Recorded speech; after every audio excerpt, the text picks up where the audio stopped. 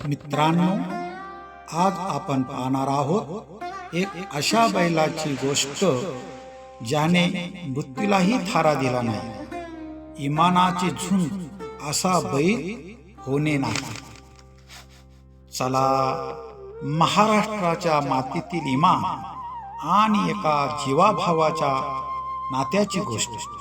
ही कथा आहे चितंग्या खिल्लाऱ्या बैलाची आणि त्याचा जीव की प्राण असलेला मालक रामभाऊ यांची. मानदेशाच्या मातीत राबणारा रामभाऊ आणि त्याचा देखणा चितंग्या म्हणजे जणू एकाच कागदाचे दोन तुकडे. चितंग्या म्हणजे अस्सल खिल्लारी रंगात, अस्सल खिल्लारी रंगात, अंगावर पांढरा शुभ्र रंग, कपाळावर मोठा तांबूस टिळा, टोकदार सिंग आणि वाघासारखी चाल. रामभाऊच्या एका आवाजावर चितंग्या जीव टाकायला तयार असायचा. त्या दिवशी आबाळ असं काही फाटलं की बघता बघता ओढे नाले तुडुंब भरून वाहू लागले. रामभाऊ आपल्या चितंग्याला घेऊन पलीकडच्या वाडीवरून खराकडे निघाला होता. मध्ये येराळा नदीचं पात्र लागत होते. नेहमी शांत वाहणारी नदी त्या दिवशी मात्र रौद्र रूप धारण करून बसली होती. रामभाऊला वाटलं चितंग्यासोबत आहे, मग कसला आलंय संकट. त्याने चितंग्याच्या पाठीवर हात फिरविला आणि त्याला नदी पात्रात घातला. अर्ध्या पात्रात गेल्यावर अचानक पाण्याचा लोंढा वाढला. डोंगरावरून आलेलं लोंबळतं पाणी थेट अंगावर आलं.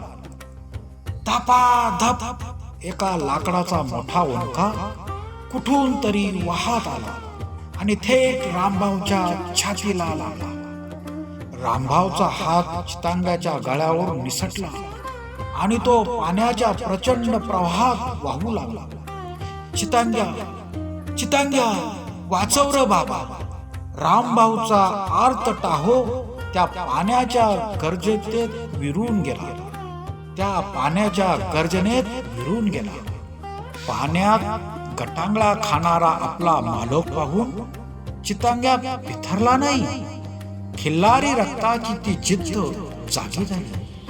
त्याने तो पाण्याचा प्रचंड प्रवाह कापायला सुरुवात केली. अनेक लोक काठावर उभी राहून ओरडत होती, पण कुणाची पाण्यात उतरायची हिंमत होत नव्हती. चितंग्यानं आपलं पूर्ण बळ लावलं. त्याचे पाय चिखलात रुतत होते. पाणी त्याच्या तोंडापर्यंत आलं, पण त्याची नजर फक्त वाहून जाणारा आपला मालक, जेव्हापाड आपल्यावर प्रेम करणारा रामभाऊ याच्यावर होता. रामभाऊ एका झाडीच्या फांद्याला अडकला, पण त्याचा जीव थकला होता. चितंग्या पोहत पोहत रामभाऊच्या जवळ पोहोचला. त्याने आपलं डोकं रामभाऊच्या हातापाशी नेलं. अर्धवट शुद्धीत असलेला रामभाऊनं कसं बस चितंग्याच्या शिंगाला विळखा घातला. हार मानायची नाही गड्या, आज मृत्यूला हरवून जायचं. हार मानायची नाही गड्या, आज मृत्यूला हरवून जायचं. हे जणू चितंग्याच्या डोळ्यात भाव सांगत होते.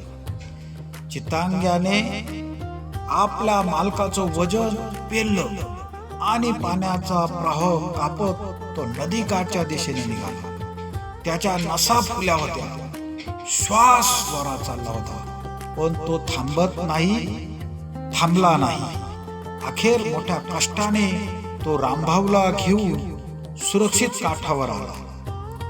काठावर येताच चितंग्याने रामभाऊला जमिनीवर टेकवलं अलगद, आणि तो स्वतःही धापा टाकत टाकत गुडघ्यावर बसला.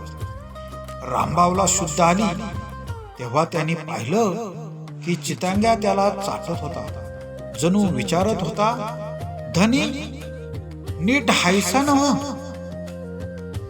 धनी नीट हायसा नव्ह.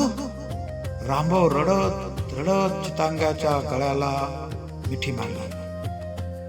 रामभाऊनी रडत रडत चितांगाच्या गळ्याला मिठी. गावकरी धावत आले.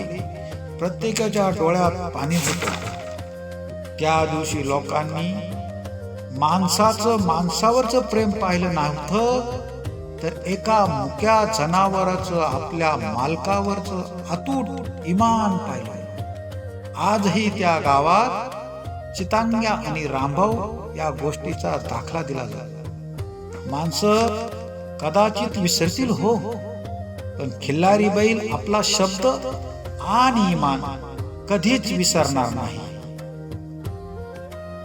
म्हणून म्हणतो, ही ग्रामीण कथा आवडल्यास व पसंत पडल्यास तुम्ही आपल्या देवा जयसिंग पानसरे 4048 या चॅनलला सबस्क्राईब व लाईक करायला विसरू नका.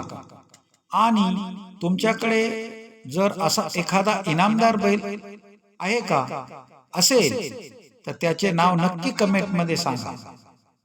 रामकृष्ण.